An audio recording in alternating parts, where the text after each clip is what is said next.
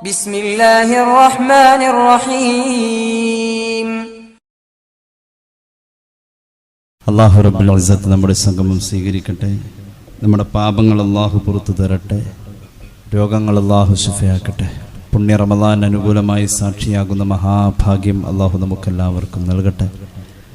നമ്മുടെ ആഖിബത്തിൽ അല്ലാഹു ബറക്കത്ത് നൽകട്ടെ.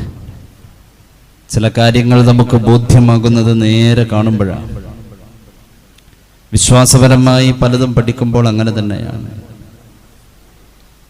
ബോധ്യമാവാതെയും ബോധ്യമായി എന്ന് പറയുന്നിടത്താണ് കപടവിശ്വാസം എന്ന് പറയപ്പെടുക.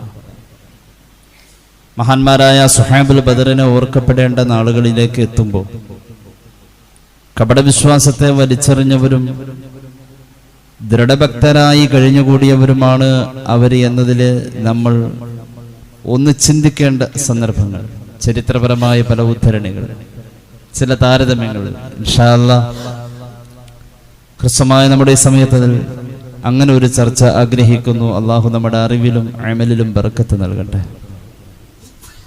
അള്ളാഹുവിന്റെ ഖുർആൻ ഒരു അധ്യായം തന്നെ പറയുന്നുണ്ട് ഒരു മനുഷ്യന് ബോധ്യമാകേണ്ട രീതികളെക്കുറിച്ച്.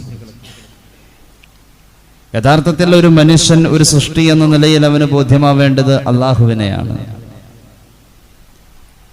റബ്ബ് നമ്മുടെ മുന്നിൽ വച്ചിരിക്കുന്ന നമ്മുടെ വിശ്വാസപരമായ കാര്യങ്ങളിൽ എത്രത്തോളം നമുക്ക് ബോധ്യമായിട്ടുണ്ട് എന്നുള്ളത് നരകം കാണുമ്പോഴാണ് നമ്മൾ അതിൻ്റെ അളവും ആഴവും അറിയാം. ബിസ്മില്ലാഹിർ റഹ്മാനിർ റഹീം. അൽഹാകുമുത് തകാസുർ ഹത്താ സുർതുമുൽ മഖാബിർ. പൊങ്ങച്ചവും വലിപ്പവും മറ്റുള്ള ദുനിയവിയായ തിരക്കുകളും നമ്മുടെ സമയം ഇല്ലാതാക്കിയിരിക്കാം. ഖബർ വരെ,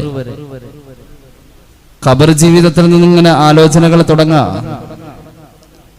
ഖബറിൽ കിടന്നുകൊണ്ട് അവൻ പലതും ചിന്തിക്കുകയാണ്. അവനെ ചില യാഥാർത്ഥ്യങ്ങൾ നിർബന്ധിക്കുകയാ, ഇത് ഇങ്ങനെയാണ് എന്ന് നീ മനസ്സിലാക്കുക എന്ന്. അങ്ങനെ അവസാനം അവന് ബോധ്യപ്പെടേണ്ട ഒരു അറിവുണ്ട്. ഇൽമുൽ യഖീൻ കിട്ടുമെന്ന് ഖുർആൻ. കല്ലാ ലൗ തഅലമൂന ഇൽമൽ യഖീൻ. ഏറ്റവും ഉറപ്പുള്ള ഒരു അറിവ് അവന് വരും. ഇതാരും പറഞ്ഞതല്ല, ഊഹാപോഹങ്ങളല്ല, ഇത് ഇങ്ങനെ തന്നെ, അല്ലാതെ ആവാൻ സാധ്യതയില്ല, ഇത് ഇങ്ങനെ തന്നെ എന്ന് ബോധ്യമാകുന്ന ഒരു സന്ദർഭം വരും. ലതറവുന്നൽ ജഹീം. നരകം കാണണം തൊട്ടടുത്ത ദിവസം. നരകത്തിൽ ഒരു പക്ഷെ പോവേണ്ടി വരും. നരകത്തിന്റെ ചൂടിന്റെ പൊള്ളല് പലപ്പോഴും പലയിടത്തും കേട്ടുവെങ്കിലും അത് അനുഭവിക്കുമ്പോഴ ആ പൊള്ളൽ എത്രത്തോളം ഉണ്ട് എന്ന് ബോധ്യമാവൂ. ഈ ബോധ്യമാവൽ മനുഷ്യന് ഒരുപാട് വൈയ്യ ഉണ്ടാവാ എന്ന് പരിശുദ്ധ ഖുർആൻ. ആ ബോധ്യമാവൽ അവനൊരുപാട് വൈകും. ആ ബോധ്യമാവൽ നേരത്തെ ആയവരാ മഹാന്മാരായ സുഹൈബുൽ ബദർ റളിയല്ലാഹു അൻഹു. അങ്ങനെ വന്നപ്പോ അവരുടെ മുന്നിലുള്ള താൽക്കാലിക പ്രതിസന്ധികൾക്ക് അവർ പൂമാലയുടെ സുഗന്ധവും സൗരഭ്യവും കണ്ടു എന്നുള്ളതാണ്. അള്ളാഹുവിന്റെ ഖുർആൻ വീണ്ടും പറയുന്നുണ്ടല്ലോ, കല്ലാ ഇദാ ദുക്കത്തിൽ അർദു ദക്കാ ദക്കാ വജാഅ റബ്ബുക വൽ മലകു സഫൻ സഫാ. മഹ്ശറ സംവിധാനിച്ച സന്ദർഭം. മലക്കുകൾ നിമിഷാർദ്ധങ്ങൾ കൊണ്ട് കോടിക്കണക്കിന് മലക്കുകൾ അണികളായി അണിനിരക്കുന്ന ആ വല്ലാത്ത ഒരു പരേഡിന്റെ പ്രൊട്ടക്ഷൻ. അങ്ങനത്തെ മഹ്ശറയുടെ ഭീകരമായ അവസ്ഥ.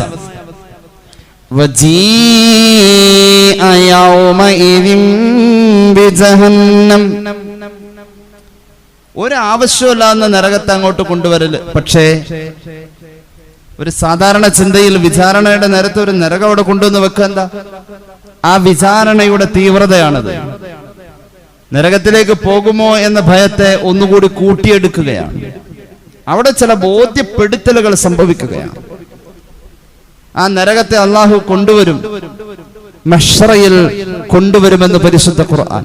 ഇമാം മുസ്ലിം അവിടുത്തെ സ്വഹീഹിൽ ഒരു ഹദീസ് പറയുന്നത് നമ്മൾ ചിന്തിച്ചു പോകും.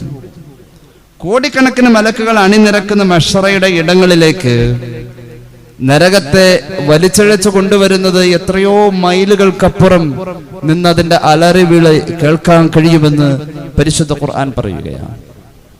നരകത്തെ കൊണ്ടുവരപ്പെടുന്നതിനെ കുറിച്ച് റസൂലുള്ളാഹി പറയുന്നു സല്ലല്ലാഹു അലൈഹി വസല്ലം, സ്വഹീഹ് മുസ്ലിം, യുത്താ ബി ജഹന്നമ യൗമഇദിൻ, അന്ന് നരകം കൊണ്ടുവരപ്പെടുമ്പോൾ ലഹാ സബഊന അൽഫ സിമാം മഅ കുല്ലി സിമാമിൻ സബഊന അൽഫ മലക്കിൻ യജ്റൂനഹാ. 70,000 വട്ടക്കണ്ണിയിൽ ഓരോ വട്ടക്കണ്ണിയിലും 70,000 മലക്ക് എന്ന കണക്കിൽ ആ നരകത്തെ വലിച്ചു കൊണ്ടുവരാം. അത് ആ കാഴ്ച തന്നെ ഒരു വല്ലാത്ത കാഴ്ചയാണ്. വലിയ പെരുന്നാളിനെ അറുക്കാൻ ഇടച്ചിലുള്ള ഒരു മൂരിയെ, ഒരു പോത്തിനെ കൊണ്ടുവരാൻ ഒരു 6-7 പേര് കയറിട്ട് വരിഞ്ഞു മുറുക്കി കൊണ്ടുവരുന്ന കാഴ്ച, അതിന്റെ അലറി വിളിയും കണ്ടാൽ സ്വാഭാവികമായും ആ മൈതാനത്ത് കൂടിയവർ മുഴുവൻ അങ്ങോട്ട് നോക്കും. എന്ത് സംഭവിക്കും? അല്പമെങ്കിലും നെഞ്ചിടിപ്പുണ്ടാവും. അള്ളാഹുവിന്റെ ഹബീബ് സല്ലല്ലാഹു അലൈഹി വസല്ലം തങ്ങൾ പറഞ്ഞു, അന്ന് നരകത്തെ കൊണ്ടുവരപ്പെടുമ്പോ 70,000 വട്ടക്കണ്ണിയിൽ ഒരു വട്ടക്കണ്ണിയിൽ 70,000 മലക്കെന്ന കണക്കിൽ 490 കോടി മലക്കുകൾ, അതായത് 49 ഇട്ട ശേഷം 8 പൂജ്യം ഇട്ടാൽ എത്രയാണോ സംഖ്യ, അത്രയും മലക്കുകളാ നരകത്തെ വലിച്ചിഴച്ച് മഹ്ശറയിൽ കൊണ്ടുവരിക. നബി മുഹമ്മദ് മുസ്തഫ 70,000 വട്ടക്കണ്ണിയിൽ ഓരോ വട്ടക്കണ്ണിയിലും 70,000 മലക്കുകൾ. 7-7-49 ഒന്ന് കൂട്ടി നോക്കാം. ഏകദേശം 490 കോടി അത്രയാ വരാൻ. 70,000 × 70,000. എന്റെ സഹോദരങ്ങളെ, അപ്പോൾ മനുഷ്യന് ഒരു ബോധ്യപ്പെടലുണ്ട്. ആ സമയം മനുഷ്യന് ബോധ്യപ്പെടും. അവന്റെ ബോധ്യമാകൽ, ഒരു പാഠം ഉൾക്കൊള്ളൽ.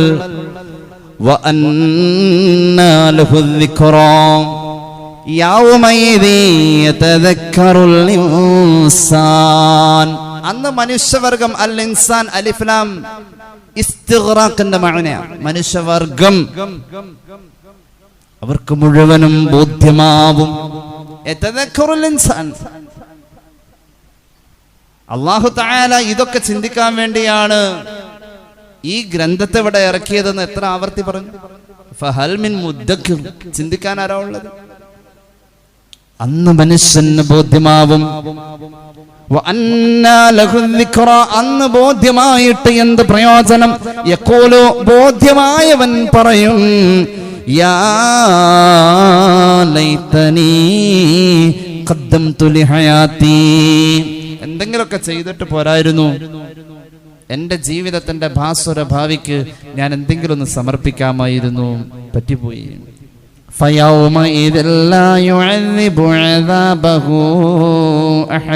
അന്യായമായ ആരെയും അവിടെ ശിക്ഷിക്കൂലാട്ടോ. ബോധ്യമാവൽ നേരത്തെ വേണം, ബോധ്യമാവൽ നേരത്തെ വേണം. അല്ലാഹു തൗഫീഖ് നൽകട്ടെ. പ്രിയമുള്ളവരെ, ചിന്തിക്കുക. അങ്ങനെ ബോധ്യമായോടത്ത് അല്ലാഹുവിന്റെ ഹബീബ് സല്ലല്ലാഹു അലൈഹി വസല്ലമ തങ്ങളുടെ സ്വഹാബികൾ വിളിച്ചു പറഞ്ഞത് ഹസ്ബുനല്ലാഹു വനിഅമൽ വകീൽ. ബദറിന്റെ അലങ്കാരമായിരുന്നു ഈ വിക്ർ.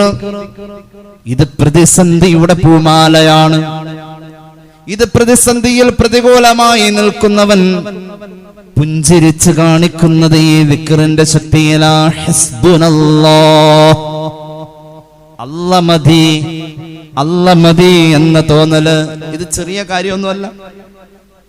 ഹബീബായ നബി തങ്ങൾ ആ ജീവിതം, പ്രവാചക ജീവിതം സല്ലല്ലാഹു അലൈഹി വസല്ലം ഇത് ബോധ്യപ്പെടുത്തി തരല്ലേ. ഗുഹയുടെ ഇരുട്ടിൽ പെട്ടുപോയി ശത്രു സഞ്ചയത്തിന്റെ പാതകങ്ങൾ മുഴുവനും കാണാം. സിദ്ദീഖ് റളിയല്ലാഹു അൻഹു ഒരു നിമിഷം ഒന്ന് പതറിപ്പോയി. സ്വഹീഹുൽ ബുഖാരി, സ്വഹീഹ് മുസ്ലിം, അൻ അനസ് ഇബ്നു മാലിക് റളിയല്ലാഹു അൻഹു അൻ നബി ബക്കർ സിദ്ദീഖ് റളിയല്ലാഹു അൻഹുമാ ഖാല ഖുൽതു ലന്നബി സല്ലല്ലാഹു അലൈഹി വസല്ലം, അന്ന് ഞാൻ നബിയോട് ചോദിച്ചിരുന്നു, വ അന ഫിൽ ഗാൻ, ഗുഹയിലാണ് ഞങ്ങൾ രണ്ടുപേരും. ഹിജ്റയുടെ തീഷ്ണമായ അവസ്ഥയിൽ ത്യാഗസന്നദ്ധരായ സ്വഹാബികൾ പരക്കം പായുകയാ. എല്ലാം ഉപേക്ഷിച്ച് സങ്കടക്കയങ്ങൾ തീർത്തുകൊണ്ട് പലരും വേർപിരിഞ്ഞു പോവുകയാ നാടിനോടും കുടുംബത്തോടും. ഞാൻ പോയി എൻ്റെ ഹബീബിന്റെ കൂടെ.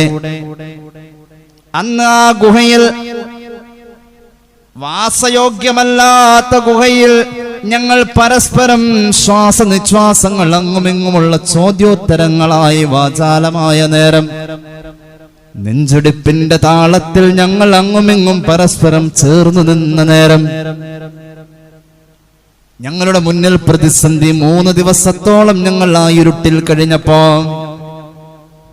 ഒന്ന് തുമ്മാനോ ചുമ വന്നാൽ കടിച്ചു പിടിക്കാനോ അല്ലാതെ അതിനെ പുറത്തേക്ക് കഴിയാത്ത ഒരവസ്ഥയിൽ എന്റെ ഹബീബിനോട് ഞാൻ ചോദിച്ചു, നബിയെ, പാതുകങ്ങൾ കാണാം, തമ്പുരാക്കന്മാർ വട്ടമിട്ട് നിന്നുകൊണ്ട് നമ്മെ അന്വേഷിക്കുന്ന ഒരു ചിത്രം നമ്മുടെ മുന്നിൽ ദേ കാണുന്നു. അല്ലാഹുവിന്റെ ഹബീബേ, ലൗ അന്ന അഹദഹും നദറ തഹ്ത ഖദമൈഹി ലഅബ്സറന, കാല് ചൊറിയാൻ വേണ്ടി ഒന്ന് താഴേക്ക് നോക്കാൻ അവർ ആരെങ്കിലും ശ്രമിച്ചാൽ കണ്ടുപോവില്ല നബിയെ. ബോധ്യപ്പെട്ടു അല്ലാഹുവിനെ അത് പകർന്നു കൊടുക്കാൻ കഴിയണം. അല്ലാഹുവിന്റെ ഹബീബ് പകർന്നു കൊടുത്തു. മാ വന്നുക യാ അബാ ബക്രിൻ ബിത്നൈനി അല്ലാഹു സാലിസുഹുമാ. രണ്ടുപേരെ അങ്ങും ഇങ്ങും നെഞ്ചുരുമിരിക്കുന്ന ഈ ഇടുങ്ങിയ ഇടത്തിലും മൂന്നാമതൊരാളുണ്ട്. ആ മൂന്നാമത്തെ ആള് നമ്മളിൽ കുറവാ. സിദ്ദീഖ്. ആരാ സിദ്ദീഖ്? അഫ്ദലുൽ ബശ്രി ബഅദൽ അംബിയാഇ തഹ്ഖീഖൻ അബൂബക്കറിൻ സിദ്ദീഖ്. മുസ്ലിം ഉമ്മത്തിന്റെ അഖീദയുടെ അവസാന വാക്ക് ശർഹുൽ അഖായിദ് ഇമാം സഅദുദ്ദീൻ തഫ്താസാനി രേഖപ്പെടുത്തുന്നു. അമ്പിയാക്കൾ കഴിഞ്ഞാൽ മാനവകുലം കണ്ട ഏറ്റവും വലിയ മഹാനാ ചോദിച്ചത്, നബിയെ, ഈ ഇരുട്ടിന്റെ ഗഹരങ്ങളിൽ നമുക്ക് വെളിച്ചത്തിന്റെ വിശാലത എവിടെ? അവിടെന്ന് പറഞ്ഞു, ഒരു വെളിച്ചമുണ്ട്. അല്ലാഹു നൂറുസ് സമാവാതി വൽ അർദ് മസലു നൂരിഹി കമിസ്കാത്തി ഫീഹാ മിസ്ബാഹുൽ മിസ്ബാഹു ഫീ സുജാജ. ഒരു വെളിച്ചമുണ്ട്, അത് അല്ലാഹ്. ആ വെളിച്ചമങ്ങ് മനസ്സിലേക്ക് കയറിയപ്പോ ആയുധം ചുഴറ്റി വന്നവന്റെ മുന്നിലേക്ക് പട്ടിണിക്കോലങ്ങൾ പാറിപ്പറന്നെടുത്തുകൊണ്ട് അത്ഭുതം സൃഷ്ടിച്ചു. ആ വെളിച്ചം ഹൃദയത്തിൽ വന്നപ്പോഴാ ഹസ്ബുനല്ലാഹു വനിഅ്മൽ വകീൽ ബദരീങ്ങൾ ചൊല്ലിയ ദിക്റാണ്. തീരുന്നില്ല ഈ പ്രതിസന്ധിയിൽ അല്ലാഹുവിന്റെ ഹബീബ് പരിശുദ്ധ ഖുർആൻ പറയുകയാണ്. ആ സന്ദർഭത്തെ കൃത്യമായി തന്നെ പറയുന്നു. അല്ലാഹുവിന്റെ ഹബീബ് സല്ലല്ലാഹു അലൈഹി വസല്ലമ തങ്ങള് സിദ്ദീഖ് റളിയല്ലാഹു അൻഹുവിന്റെ കൂടെ സമാധാനത്തിന്റെ വാക്കുകൾ പറഞ്ഞ സന്ദർഭത്തെ ഖുർആൻ ശരിവെക്കുന്നുണ്ട്. അല്ലാഹു കൂടെയുണ്ട്, അല്ലാഹു കൂടെയുണ്ട് എന്ന് നബി തങ്ങൾ സമാശ്വസിപ്പിച്ച ആ വാക്കുകൾ ഖുർആൻ വഹയിന്റെ പ്രാധാന്യത്തിൽ തലമുറകൾക്ക് ഒരു സന്ദേശമായി കൈമാറിയ. ഫഖദ് നസ്റഹുല്ലാഹു ഇദ് അഖ്റജഹുൽ ലദീന കഫറൂ താനിയ ഇത്നൈനി ഇദ് ഹുമാ ഫിൽ ഗാർ ഇദ് യഖൂലു ലിസ്വാഹിബിഹി ലാ തഹ്സൻ ഇന്നല്ലാഹ മഅനാ. അല്ലാഹു കൂടെ ഉണ്ടെന്ന് പറഞ്ഞു. ആ പറച്ചിൽ ഉൾക്കൊണ്ടു, ബോധ്യമായി. ബോധ്യായ എന്തുണ്ടാവും? ബോധ്യമുണ്ടായ ഫഅൻസലല്ലാഹു സകീനതഹു അലൈഹി, അല്ലാഹു സമാധാനം കൊടുക്കും. അത് ബോധ്യമായി കഴിഞ്ഞാൽ വഅയ്യദഹു ബിജുനൂദിൻ ലം തറൗഹാ, കണ്ണുകൊണ്ട് കാണാത്ത ശക്തിയെ കൊണ്ട്, കണ്ണുകൊണ്ട് കാണാത്ത സൈന്യത്തെ കൊണ്ട് അല്ലാഹു സംരക്ഷണം നൽകുമെന്ന് ഖുർആൻ. അത് ബോധ്യമാവാതെ പോയതുകൊണ്ടാണ് നമുക്ക് സംഭവിച്ചത്. അത് ബോധ്യമാകുന്നില്ല. അത് ബോധ്യമായോടത്ത് അല്ലാഹു കണ്ണുകൊണ്ട് കാണാത്ത സൈന്യത്തെ ഇറക്കി സഹായിക്കുമെന്ന് ഖുർആൻ ആവർത്തിച്ചു പറയുകയാണ്. അബൂ സുഫിയാന്റെ സന്നാഹങ്ങളെ പ്രശ്നമാക്കാത്ത സമൂഹമായിരുന്നു ബദരീങ്ങൾ. ഇമാം അൽ ഹാഫിദ് ഇബ്നു ഹജർ അൽ അസ്ഖലാനി ഫത്ഹുൽ ബാരിയിൽ ഹദീസ് വ്യാഖ്യാനിച്ച് പറയുന്നുണ്ട്, അബൂ സുഫിയാൻ ഉഹദ് കഴിഞ്ഞ ശേഷം ഖുറൈശികളുമായി മടങ്ങുന്ന ഒരു സന്ദർഭമുണ്ട്. വഅന്ന അബാ സുഫിയാൻ റജഅ ബിഖുറൈശിൻ ബഅദ അൻ തവജ്ജഹ മിൻ ഉഹദിൻ ഫലഖിയഹു മഅ്ബദുൽ ഖുസാഇ. മഅ്ബദുൽ ഖുസാഇ എന്ന് പറയുന്ന ഒരു മനുഷ്യൻ അബൂ സുഫിയാനെ വഴിയോരത്തിൽ വെച്ച് കണ്ടു. അദ്ദേഹത്തോട് പറഞ്ഞു, ഞാൻ മുഹമ്മദ് നബിയെ കണ്ടിരുന്നു സല്ലല്ലാഹു അലൈഹി വസല്ലം. ആട്ടിയിറക്കപ്പെട്ട പോലെയല്ലേ മക്കയിൽ നിന്നും പോയത്. ഏതാനും മാസങ്ങൾ കൊണ്ട് മദീനാപുരിയിൽ കണ്ടെത്തിയ ഒരു സഞ്ചയം സൈന്യമെത്രയാ, ഫീ ജംഇൻ കസീർ, വലിയ ഒരു വ്യൂഹം തന്നെ മുഹമ്മദിന്റെ കയ്യിൽ സല്ലല്ലാഹു അലാ മുഹമ്മദ്.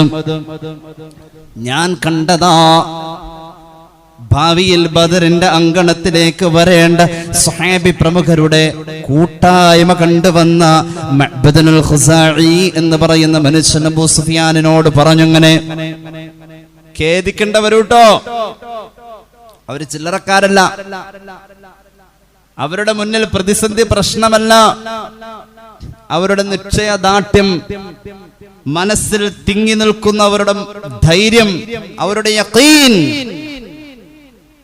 മൗനാവൃതമായ മുഖം അത് വാചാലമാവുന്നുണ്ട്. ഖേദിക്കേണ്ടവരുട്ടോ. അപ്പൊ അബൂ സുഫിയാൻ തന്റെ സൈന്യത്തെ ഇരട്ടിയാക്കി. അങ്ങനെയാണ് ബദറുമായി ബന്ധപ്പെട്ട അബൂ സുഫിയാന്റെ പുറപ്പാടിന് ഒരു കാരണം മഹാന്മാരായ ചരിത്ര പണ്ഡിതന്മാർ കുറിക്കുന്നത് ഫത്ഹുൽ ബാരി ഇത് രേഖപ്പെടുത്തുന്നതായി കാണാം. വഅർസല അബൂ സുഫിയാൻ നാസൻ ഫഅഖ്ബറു നബിയ സല്ലല്ലാഹു അലൈഹി വസല്ലം. ആരാണ് അബൂ സുഫിയാൻ? വല്ലാത്ത തന്ത്രശാലിയാണ്. അയാള് സന്നാഹങ്ങൾ ഒരുക്കുന്നതിന്റെ കൂടെ തന്നെ കുറെ ആളുകളെ, എന്തെങ്കിലുമൊക്കെ ഇങ്ങനെ പുലമ്പിക്കൊണ്ടിരിക്കുന്ന ആളുകളെ തയ്യാറാക്കി. അങ്ങനെ ഉണ്ടല്ലോ കുറെ വാർത്താ പ്രചാരകർ ലോകത്തിന്റെ എല്ലാ സ്ഥലത്തുണ്ടാവും. കേട്ടതും കേൾക്കാത്തതും പ്രചരിപ്പിക്കാനും അതിലൊരു ആനന്ദം കണ്ടെത്താനും. 10 ആളുടെ കാര്യം അന്ന് പറഞ്ഞില്ലേ അവർക്കൊരു സമാധാനം ഉണ്ടാവില്ല. അതെല്ലാ സ്ഥലങ്ങളിലും അള്ളാഹു അവരെ കൊടുത്തിട്ടുണ്ട്. അബൂ സുഫിയാന്റെ കൂടെ ഉണ്ടായിരുന്ന അങ്ങനെ കുറെ ആളുകൾ. അബൂ സുഫിയാൻ എന്ത് ചെയ്തു?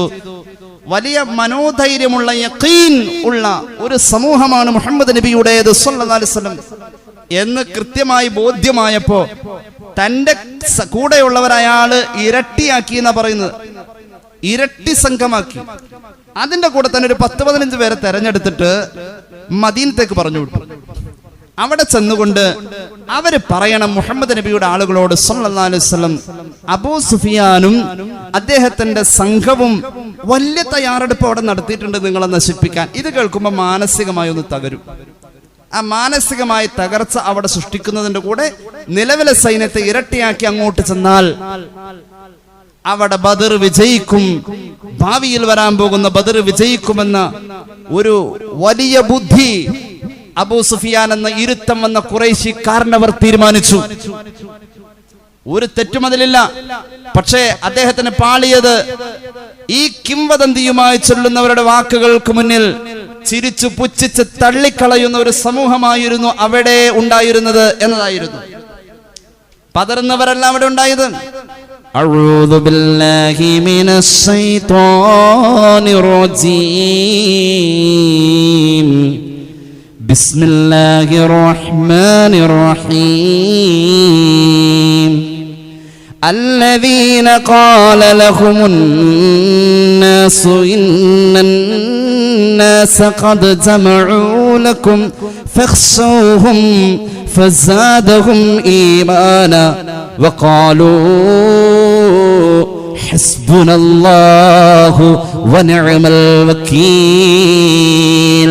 ബദരീങ്ങൾ ചൊല്ലിയ ദിക്ർ ഹസ്ബുനല്ലാഹു വനിഅമൽ വക്കീൽ.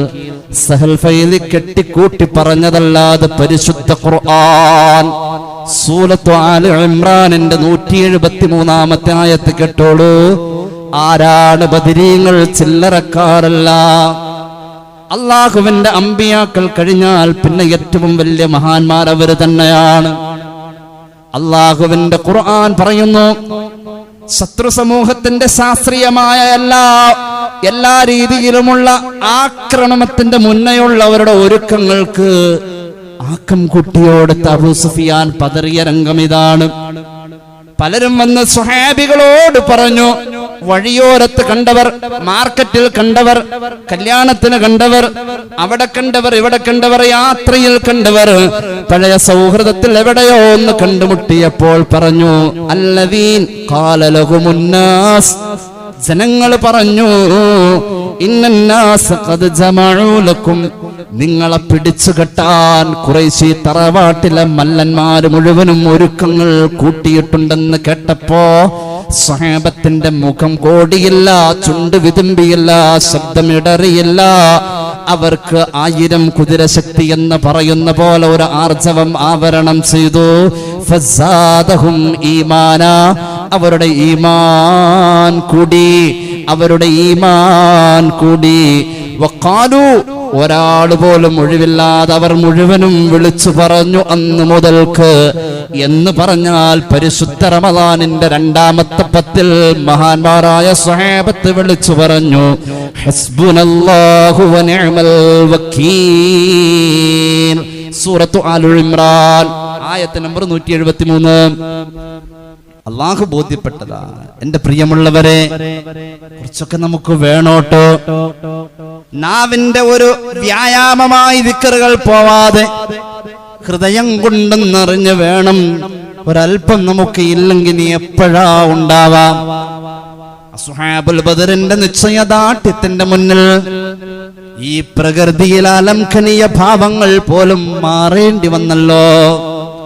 ഹുമുർ റിജാലു ബലാ ഹുമുൽ ജിബാലു ബലാ കദ്ദഖരി ഫീ ഹിമ്മത്തിൻ ബൽ സാദത്തുൻ കുബറാ അക്രിം ബിഹിം ഫിത്യതൻ തമ്മത് ഫളായിലുഹും വഅമ്മ ആലാഹുഹും ലിൽഹഖ് ദൂന മിറാ. അനുഗ്രഹീതമായ കീർത്തനം. ആരാണ് ബദരീങ്ങൾ? ചില്ലറക്കാരല്ല. അവരുടെ ഈ പതറാത്ത മനസ്സിന്റെ ഏറ്റവും വലിയ രഹസ്യം അല്ലാഹ് അതിലുണ്ടായിരുന്നു. അതിനോടൊപ്പം അവരുടെ നാവിൽ അതിന് ഊർജം പകർന്നു. ഹസ്ബുനല്ലാഹ്. ബദരീങ്ങളാരാ? ഹുമുർ റിജാൽ, അവർ ആൺകുട്ടികളാ. ബല എന്ന് പറഞ്ഞാൽ പറ്റൂല. ഹുമുൽ ജിബാൽ, അവർ പർവ്വതം പോലെയല്ല, പർവ്വതത്തെക്കാളും അപ്പുറം, പർവ്വതത്തെക്കാളും അപ്പുറം. അത്ഭുതം കൊണ്ട് കവി തന്നെ ചോദിക്കുകയാ, കിരിംബിഹിം ഫിത്യാ. അക്രിംബിഹിം തഅജ്ജുബിന്റെ സിഗയ, മാ അക്റമ വ അക്രിംബിഹിം, തഅജ്ജുബിന്റെ സിഗയാണത്. അക്രിംബിഹിം ഫിത്യാ, യൗവനങ്ങൾ, സമർപ്പിത യൗവനത്തിലെ ഏറ്റവും വലിയ അത്ഭുതമേ അസ്ഹാബുൽ ബദർ റളിയല്ലാഹു അൻഹു. വസൽ ഹുനൈനം വസൽ ബദറം വസൽ ഉഹദാ അൻവാഅ തഅദീബിഹിം വൽ ഹസ്ഫു കൈഫ ജറാ. പർവ്വതത്തെക്കാളും ഉറച്ച നിശ്ചയദാർഢ്യം. പർവ്വതം പോലും അല്ലാഹ് ആദരിച്ചതിന്റെ മുന്നിൽ പൊട്ടിത്തെറിക്കുമെന്ന് ഖുർആൻ. ബിസ്മില്ലാഹിർ റഹ്മാനിർ റഹീം. ലൗ അൻസൽനാ ഹാദൽ ഖുർആന അലാ ജബലിൽ ലറഅയ്തഹു ഖാശിഅൻ മുതസദ്ദിഅൻ മിൻ ഖശിയത്തില്ലാഹ്. അല്ലാഹുവിനോടുള്ള ഭയപ്പാട്, ബോധ്യവും ആദരണീയമായത് ഉണ്ടെങ്കിൽ മൻ ഖാഫല്ലാഹ ഖാഫഹു കുല്ലു ശൈ ശഫീഉനാ റസൂലുള്ളാഹി. ബദരീങ്ങൾ പർവ്വതത്തെക്കാളും ഉറച്ച മനോധൈര്യം അല്ലാഹുവിലുള്ള യഖീൻ കൊണ്ട് ഉണ്ടാക്കിയവരാ. സ്വഹീഹ് മുസ്ലിം ഒരു ഹദീസ് പറയാം. അൻ അനസ് ഇബ്നു മാലിക് റളിയല്ലാഹു അൻഹു അന്നഹു ഖാൽ സഅദ النبي صلى الله عليه وسلم أحدا وأبو بكر وعمر وعثمان فرجف بهم أحد فقال النبي صلى الله عليه وسلم اثبت أحد إنما عليك نبي وصديق وشهيدان നബി മുഹമ്മദ് മുസ്തഫ. ആകാശമുട്ട ഉയർന്നു നിൽക്കുന്ന കടുപ്പമുള്ള പാറക്കെട്ടുകൾ ഉഹദ് മല. അതിലേക്ക് ഇങ്ങനെ നോക്കിക്കൊണ്ടിരിക്കാം മഹാനായ അനസ് റളിയല്ലാഹു അൻഹു. അപ്പോഴുണ്ട് അത്ഭുതകരമായ ഒരു കാഴ്ച കണ്ടു. മുന്നാലെ റസൂലുള്ളാഹി സ്വല്ലല്ലാഹു അലൈഹി വസല്ലം, തൊട്ടു പിന്നിൽ അബൂബക്കർ സിദ്ദീഖ് റളിയല്ലാഹു അൻഹു, തൊട്ടു പിന്നാലെ മഹാനായ ഉമർ ഇബ്നുൽ ഖത്താബ്, അതിന്റെ പിന്നാലെ മഹാനായ ഉസ്മാൻ, ഒന്നുകൂടി സയ്യിദുനാ ഉസ്മാൻ, റഅയ്തു ഇസ്മു ഉസ്മാന മക്തുബൻ അലാ ബാബിൽ ജന്ന, സ്വർഗ്ഗത്തിന്റെ കവാടത്തിലും ഉസ്മാന്റെ പേര് ഞാൻ കണ്ടു എന്ന് നബി മുഹമ്മദ് മുസ്തഫ സയ്യിദുനാ ഉസ്മാൻ റളിയല്ലാഹു അൻഹും. അനസ് റളിയല്ലാഹു അൻഹു പറയാ, ഞാൻ എങ്ങനെ നോക്കി നിന്നു. ഫറദഫ ബിഹിം ഉഹദ്, അവരുടെ പാദങ്ങൾ പറിച്ചു വെക്കുമ്പോ ദൃഢമായ ഉഹദ് പോലും വിറച്ചു. ഉഹദ് കടന്ന് വിറയ്ക്കൽ തുടങ്ങി. ആദരവ് കൊണ്ട് പൊട്ടിത്തെറിക്കുമെന്ന് പറഞ്ഞ പോലെ ആദരവ് കൊണ്ട് ഉഹദ് വിറയ്ക്കാൻ തുടങ്ങി. ഫഖാല റസൂലുള്ളാഹി, വാറോല വായിക്കല്ല, സ്വഹീഹ് മുസ്ലിം, അല്ലാഹുവിന്റെ ഹബീബ് സല്ലല്ലാഹു അലൈഹി വസല്ലം തങ്ങൾ പറഞ്ഞു, ഉസ്ബുത് ഉഹദ്, ഉഹദേ നീ അടങ്ങ്. എന്തുകൊണ്ട്? ഇന്നമാ അലൈക നബിയുൻ, നിന്റെ മുകളിൽ പാദം വെച്ചിരിക്കുന്നത് അല്ലാഹുവിന്റെ നബിയാ, നബി മുഹമ്മദ് മുസ്തഫ. വസ്ദീഖുൻ, മഹാനായ സിദ്ദീഖ, ബദറിലേക്ക് പോയ മുഹാജിറുകളുടെ നേതാവ് അബൂബക്കറിന് സിദ്ദീഖ് റളിയല്ലാഹു അൻഹു.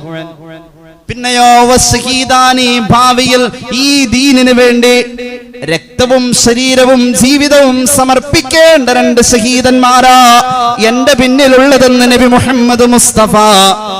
കവി വെറുതെ പറഞ്ഞതല്ല. ബദരീങ്ങൾ വലിയ പാറക്കെട്ടുകളുടെ ദൃഢതയെപ്പോലും ലയിപ്പിച്ചു കളയുന്ന ആദരവിന്റെ ഉടമ. അല്ലാഹുവിന്റെ ഖുർആൻ ഒരു കല്ല് പറഞ്ഞല്ലോ, അത്തഖിദു മിൻ മഖാമി ഇബ്രാഹീമ മുസല്ല.